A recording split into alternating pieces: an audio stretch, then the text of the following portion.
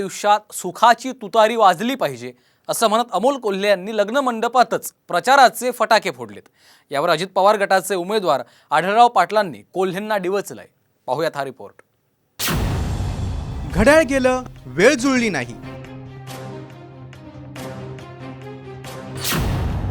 सुखाची तुतारी वाजलीच पाहिजे।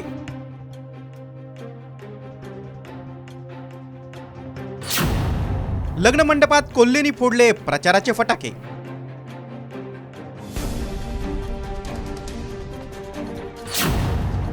वाचाळवीर म्हणत आढळरावांचाही निशाणा।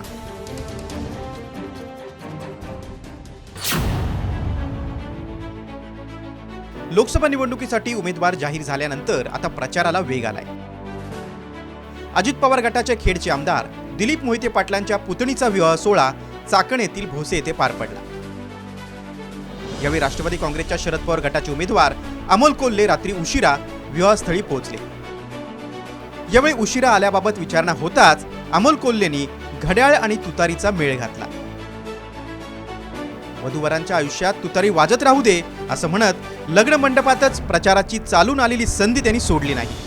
इतकंच नाही तर मोहिते पाटलांच्या पत्नीचा आशीर्वाद घेतला। तुम्ही आशीर्वाद दिला म्हणजे मोहिते पाटलांनी मला खासदार होण्यासाठी आशीर्वाद दिल्यासारखंच आहे असं कोल्हेंनी म्हणताच एकच हशा पिकला।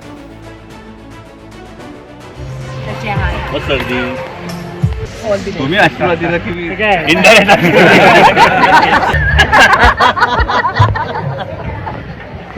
पण आजकाल आल्या गेटवर कोणतरी विचारलंय आता घड्याळ सुटलं तर आता वेळ काय जुळाना झाली।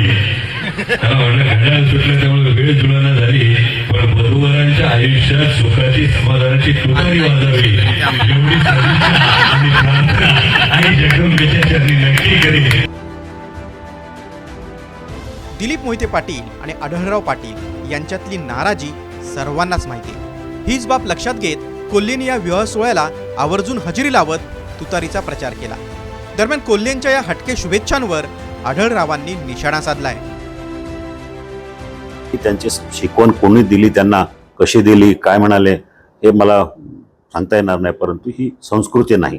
एखाद्याच्या लग्नाला गेले नम्रपणे त्यांचं अभिवादन करावं, नम्रपणे त्यांना शुभेच्छा द्याव्या, पण अशा प्रकारच्या लग्नाच्या भाषणामध्ये एखाद्या वाचाळवीरासारखं काहीतरी बरळायचं हे बरं वाटत नाही।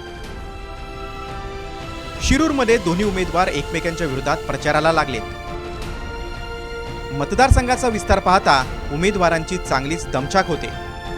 मात्र पक्ष आणि चिन्ह आणि आपली भूमिका मतदारांपर्यंत पोहोचवण्यासाठी दोन्ही उमेदवार पायाला भिंगरी लावून पळतायत। मतदारसंघातील महायुतीतले 5 आमदार विरोधात तर 1 आमदार सोबत घेऊन कोल्हे मैदानात उतरलेत। आढळराव पाटील 2009 आणि 2014 असे सलग 2 टर्म खासदार होते। 2019च्या लोकसभा निवडणुकीत राजकारणात आलेल्या नवख्या अमोल कोल्हेंनी त्यांचा पराभव केला होता। आता शिवसेना सोडून राष्ट्रवादीत आलेले आढळराव पराभवाचा वचपा काढणार का याकडे सगळ्यांचंच लक्ष आहे। यंदा राष्ट्रवादीतील दुफळीमुळे कोल्हेंसमोर मोठं आव्हान आहे।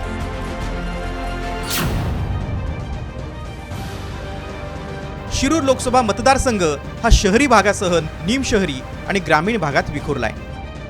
गाव जत्रा यात्रा, लग्न समारंभ, दशक्रिया विधी अशा कार्यक्रमातून उमेदवारांकडून प्रचार सुरू आहे।